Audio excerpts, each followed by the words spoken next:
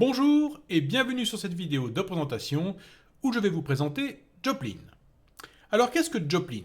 Eh bien, si vous êtes comme moi et que vous aimez prendre des notes sur tout et n'importe quoi, eh bien vous avez certainement déjà utilisé des applications pour prendre des notes, comme par exemple OneNote de Microsoft ou encore Evernote qui sont parmi les plus connus. Et vous vous dites certainement, est-ce que l'on pourrait trouver quelque chose qui fonctionne bien aussi sous Linux, sous Mac, sous Windows et également sur téléphone mobile, qui soit open source et qui permette également de chiffrer dans le cloud ses notes? Eh bien, Joplin va permettre de remplir toutes ces conditions. C'est-à-dire que Joplin va effectivement pouvoir vous aider à prendre vos notes sur n'importe quelle plateforme, mais également de les synchroniser et de les chiffrer dans le cloud de votre choix. Et tout ça gratuitement. Alors, Joplin également offre un service de cloud pour faire de la prise de notes collaborative. Donc si vous voulez par exemple travailler en entreprise sur certains projets et donc partager vos notes, eh bien il y a un service qui est donc proposé par Joplin également si vous vous demandez comment ils financent leur développement de logiciels. Mais vous pouvez également, si vous utilisez la version gratuite, faire un don à ceux qui ont développé cette application de façon à les soutenir dans le développement de leur application. Et vous allez voir que c'est un bon substitut aux applications habituelles de prise de notes, et en particulier si vous cherchez un logiciel de prise de notes sous Linux, ce qui n'est pas forcément chose évidente, puisque moi-même j'en ai essayé plusieurs dont je n'ai pas été totalement satisfait. Mais par contre, Joplin a tout à fait rempli ce que je cherchais comme besoin. Et donc, je l'utilise déjà depuis pas mal de temps avec une totale satisfaction. Donc, nous allons voir, non pas en détail toutes les fonctionnalités de Joplin, parce que ce n'est pas vraiment l'objectif de cette vidéo, mais plutôt de s'intéresser à la partie qui, vous vous en doutez, m'intéresse le plus, c'est-à-dire la partie chiffrement, celle qui permet de protéger vos notes dans le cloud et de les synchroniser entre différentes machines. Et vous allez voir que c'est particulièrement simple à mettre en place. Alors on va commencer par utiliser Windows 11. Oui, parce que maintenant vous le savez, Windows 11 est sorti, donc on va en profiter, on va utiliser Windows 11. Et pour donc installer Joplin sur votre OS préféré, eh bien il suffit d'aller sur l'adresse joplinapp.org, je mettrai bien sûr ce lien dans la description de la vidéo, et simplement cliquer sur Download the app. Alors le site va automatiquement détecter sur quel OS vous êtes et va automatiquement télécharger, ici vous voyez il télécharge le .exe, pour télécharger donc l'application Joplin. Et vous pouvez voir également qu'il y a ici sur le Google Play Store et sur l'Apple Store également l'application Joplin qui est présente. Donc vous pouvez l'utiliser également sur votre téléphone mobile sans problème. Si vous souhaitez aller voir le source, eh bien vous pouvez tout simplement aller sur cette adresse, donc github.com Laurent22 Joplin. Et donc vous avez ici tout le source de l'application, donc open source, ce qui fait qu'on est certain qu'il n'y a pas de backdoor derrière, de petites choses malicieuses, de télémétrie dont vous ne voudriez pas sur un logiciel comme celui-ci, parce que vos notes, vous voulez qu'elles soient confidentielles. Ça peut être des notes très importantes, comme par exemple un projet de développement que vous êtes en train de faire, ou des choses qui sont tout à fait personnelles, comme par exemple, pourquoi pas un journal intime. Certaines personnes utilisent ce genre d'application pour faire un journal. Donc vous pouvez tout à fait, avec Joplin, protéger tout ça et faire en sorte que ça reste privé. Alors voyons à quoi ressemble cette application. Eh bien comme vous le voyez déjà, elle est en français. Donc vous avez tous les menus qui sont en français. Si par hasard vous l'aviez en anglais, ce qui peut arriver des fois sous Linux, eh bien vous allez simplement dans le menu Tools, normalement, qui est en anglais, outils ici en français, et puis vous allez tout simplement dans les options pour aller changer la langue que vous trouvez ici, dès la première page, langue, et vous mettez la langue que vous voulez. Donc vous voyez déjà au niveau paramétrage, très facile, on peut très vite changer de langue. Par contre, la page de bienvenue, vous avez déjà des notes en fait qui sont déjà créées à l'intérieur par défaut, qui sont des notes de bienvenue avec quelques explications. Malheureusement, ces notes ne sont pas traduites, elles sont en anglais. Mais bon, vous allez très vite comprendre que Joplin est vraiment très facile d'utilisation, rien de très compliqué, vous allez retrouver des choses tout à fait basiques. On va d'ailleurs effacer cette partie-là, je vais vous montrer très brièvement comment il fonctionne. Donc vous pouvez faire plusieurs carnets de notes. Par exemple, je vais dire par exemple projet de dev. Et puis, je vais créer une nouvelle note en cliquant simplement ici sur le bouton Nouvelle note. Voilà, rien de plus simple. Alors, c'est séparé en deux puisque Joplin, en fait, accepte la syntaxe Markdown qui permet donc de taper avec une certaine syntaxe qui va donc automatiquement mettre en forme votre texte. Alors, si vous n'aimez pas ce genre de choses, vous pouvez tout simplement cliquer ici à droite et vous allez vous retrouver avec un traitement de texte classique. Vous pouvez simplement taper des choses. Par exemple, ici, je vais mettre projet 1, projet 2, je vais mettre tâche importante, etc. Et puis, je peux, par exemple, vous voyez, surligner, mettre des petites coches devant que je vais pouvoir cocher après. Vous voyez, bon, des choses tout à fait basiques que l'on retrouve dans n'importe quel logiciel de prise de notes. Vraiment, rien d'extraordinaire. Vous pouvez bien sûr créer des sous-carnets de notes. Par exemple, je vais mettre projet 2 ici. Vous voyez, donc vous avez tout un arbre qui peut se déployer. Vous pouvez même créer des étiquettes avec des mots-clés. Vous pouvez faire des recherches dans vos notes. Enfin, vraiment des choses très classiques. Si vous avez déjà utilisé un logiciel de prise de notes, vraiment on retrouve ici des choses très très classiques. Et vous voyez qu'il y a assez peu de boutons. C'est très très simple d'utilisation. Il n'y a rien de vraiment très compliqué. Donc vous vous y retrouverez très très vite, très facilement. Une chose également que je vous conseille de faire dès maintenant, c'est d'utiliser l'exportation. Ici, vous avez la possibilité d'exporter vos notes sous différents formats, HTML, PDF, Markdown, etc. Faites-le, que ce soit Markdown ou HTML ou même PDF.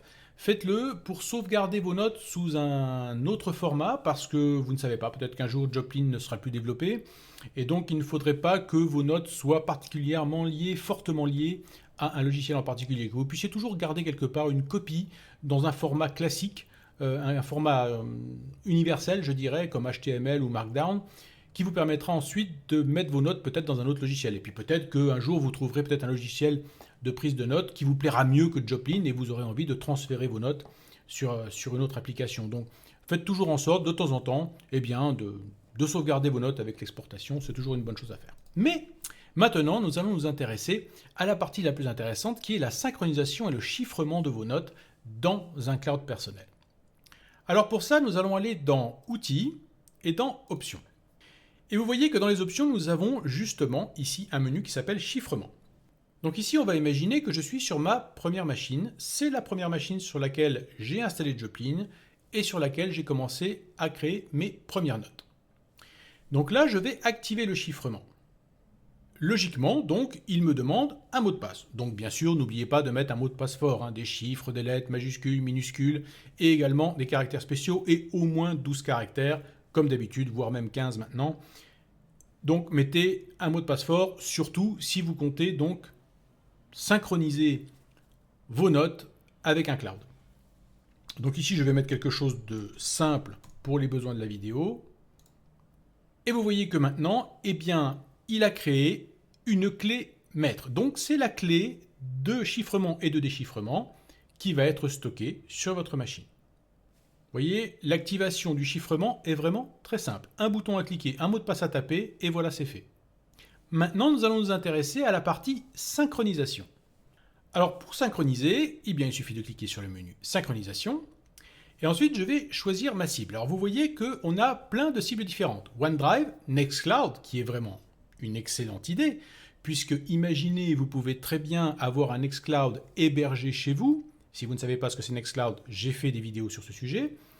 Et donc pouvoir stocker en plus, non seulement chiffrer, mais stocker vos notes chez vous de façon sécurisée et non pas sur un cloud qui est extérieur, qui se trouve aux États-Unis ou ailleurs.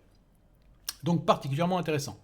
Du WebDAV pour tout système qui utilise WebDAV, Dropbox ou encore le fameux AWS S3 de chez Amazon. Alors ici, il est en version bêta.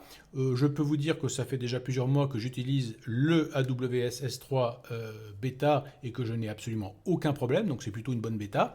Ceci étant dit, je ne l'utilise pas avec des clouds d'Amazon, je l'utilise avec Backblaze, puisque là, ce n'est pas uniquement pour Amazon, mais tout cloud qui utilise la norme AWS S3, les fameux buckets, etc. Donc vous pouvez tout à fait utiliser ça peut-être sur d'autres systèmes qui utilisent cette méthode-là. Vous avez également le Joplin Server et le Joplin Cloud si vous souscrivez pour des services chez les développeurs de Joplin, pour ce genre de service qui vous permet donc, comme je vous l'ai dit tout à l'heure, de faire du travail collaboratif. Mais ici, ce que nous allons faire, eh bien, c'est utiliser Dropbox. On va imaginer que j'ai un petit Dropbox et que je veux donc chiffrer mes notes dans Dropbox. Vous pouvez régler ici la fréquence de la synchronisation. Est-ce que vous voulez que ce soit toutes les 5 minutes, toutes les 10 minutes, toutes les 30 minutes, etc. Si vous ne voulez pas surcharger votre réseau, ceci étant dit, bon, des notes, à part si vous mettez vraiment beaucoup de choses comme par exemple des images ou des choses comme ça dans vos notes, normalement des notes c'est assez léger, la transmission est quand même très rapide, ça ne va pas vous prendre une bande passante extraordinaire, donc 5 minutes c'est très très bien. Et puis vous avez également des options avancées, si vraiment vous souhaitez affiner la chose comme vous le voulez, mais par exemple le nombre maxi de connexions simultanées, vous voyez. Donc si vous avez vraiment une connexion Internet qui est asthmatique, eh bien vous pouvez tout à fait mettre ici peut-être 2 au lieu de 5 pour alléger un petit peu la transmission de votre communication. Mais sinon, très honnêtement, si vous laissez par défaut, ça marchera très très bien dans tous les cas. Au passage, vous voyez que tout n'est pas traduit en français. Vous voyez qu'ici, par exemple, en mode manuel, les ressources, c'est parfaitement lisible en français. Par contre, vous voyez que là, on a encore de l'anglais. Donc, la traduction n'est pas totalement complète dans le Joplin. Il y a encore quelques petits morceaux par-ci par-là qui ne sont pas totalement traduits. Donc, d'ailleurs, si vous êtes intéressé pour aider les développeurs à traduire ce qui n'est pas encore traduit, eh bien, vous pouvez tout à fait proposer vos services ou aider à traduire certains passages. Je pense que ça leur fera toujours plaisir. Mais bon, c'est quand même très très rare. Vous voyez qu'ici, il n'y a que 2 blocs qui ne sont pas traduits. Même ici en bas, c'est traduit, hein, c'est en français. Donc c'est vraiment 3 fois rien. À mon avis, ça va vite s'arranger dans le temps. Donc je vais faire OK. Alors comme vous avez remarqué, il ne m'a pas demandé de mot de passe pour Dropbox. En fait, c'est dès que je vais cliquer sur synchroniser que là, il va me dire « Ah, attention, il faut faire la procédure suivante pour pouvoir synchroniser avec Dropbox. » Et entre autres, il me demande eh bien, d'aller sur ce lien ici. Donc je vais cliquer dessus, ça va m'ouvrir automatiquement le lien sur Dropbox. Je vais m'identifier.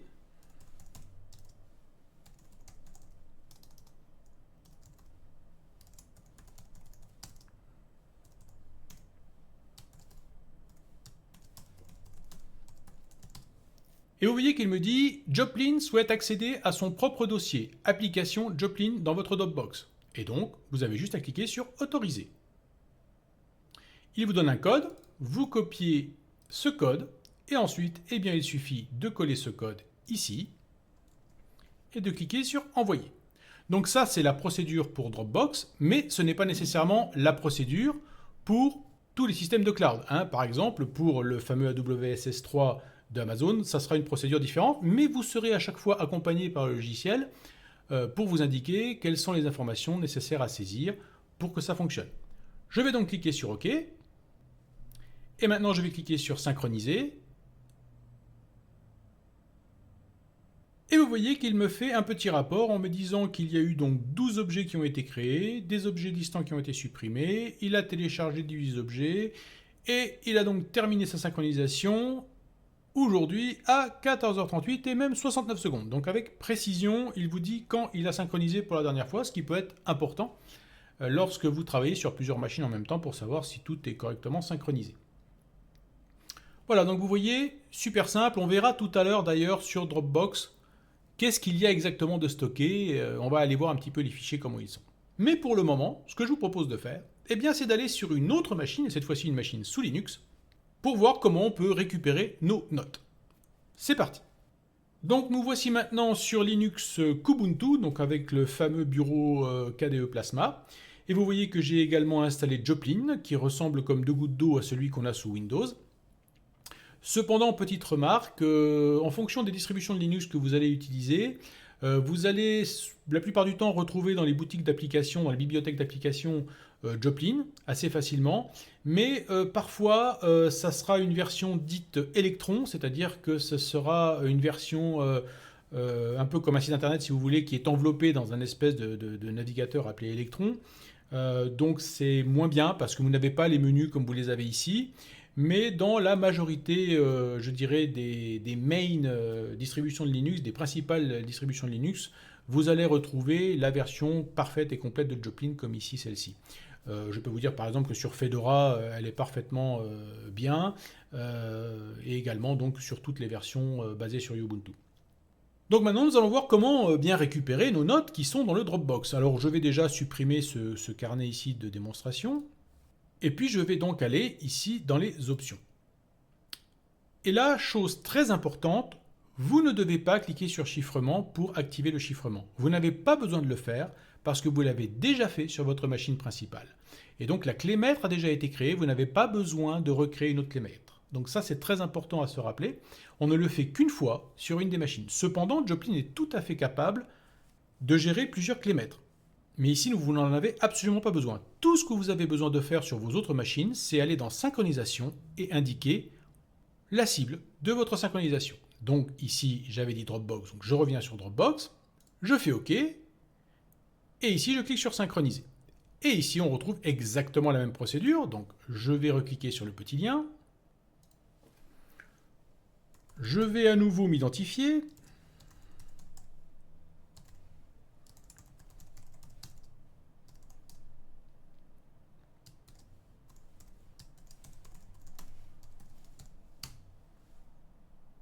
et donc ici, je vais dire que j'autorise Joplin à aller dans le dossier. Je fais copier,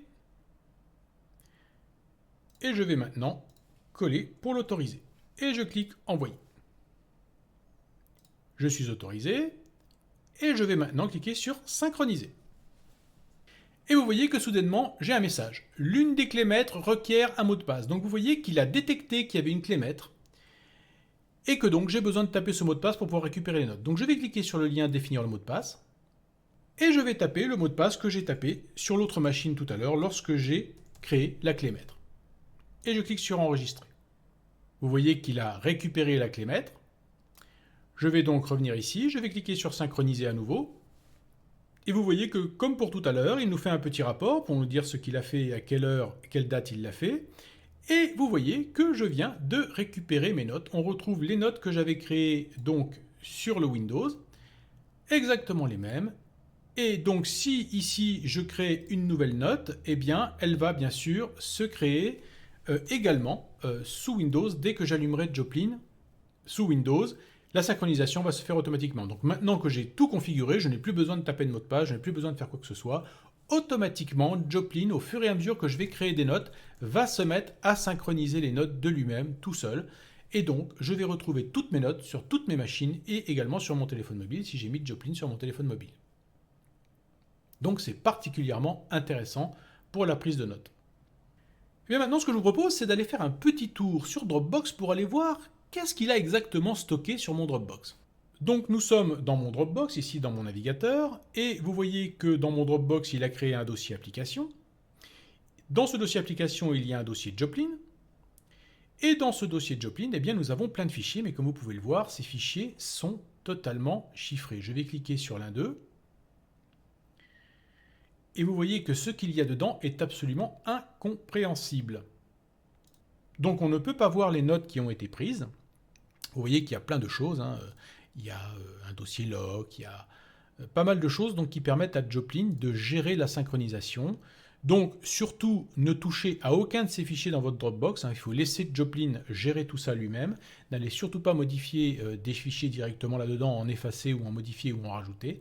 Ne touchez jamais à ce dossier, laissez Joplin gérer ça, sinon vous risquez d'induire des erreurs qui sont peut-être irrécupérables et qui vous empêcheront de récupérer vos notes. Donc attention de ne pas aller dans ce dossier, je le répète.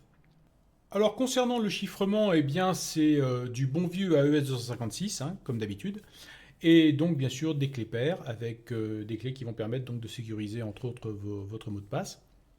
Donc là on retrouve les grands classiques du chiffrement utilisés dans énormément d'applications. Maintenant, parlons un petit peu du détournement qu'on pourrait faire de Joplin. Parce que forcément, vous pourriez tout à fait partager le mot de passe de la clé maître et ainsi pouvoir faire par exemple bien, un genre de boîte email qui serait donc partagée entre plusieurs personnes, un peu comme une boîte morte, une boîte partagée. Donc ça c'est tout à fait possible avec Joplin, et une boîte en plus sur laquelle vous pouvez bien avoir le contrôle absolu, c'est-à-dire effacer des messages quand vous le voulez, en rajouter quand vous le voulez, et qui soit visible par toutes les personnes qui ont le mot de passe de la clé maître. Donc ça peut être très intéressant pour faire des communications, d'autant plus intéressant que vous pouvez tout à fait héberger ça chez vous en installant par exemple chez vous un Nextcloud. Donc vous pouvez avoir une méthode de communication chiffrée ici qui serait totalement fermée et à l'abri de tous les regards. Donc c'est particulièrement intéressant aussi dans ce domaine, pourquoi pas, si on voulait détourner Joplin dans une autre configuration que simplement celle de prendre des notes. Ceci étant dit, eh bien, si vous êtes étudiant, développeur, ou simplement que vous avez besoin de faire une liste pour aller faire vos courses, eh bien Joplin est une excellente application pour pouvoir le faire et je vous invite donc à la tester. Voilà, j'espère que vous avez aimé cette vidéo et je vous dis à très bientôt pour d'autres vidéos.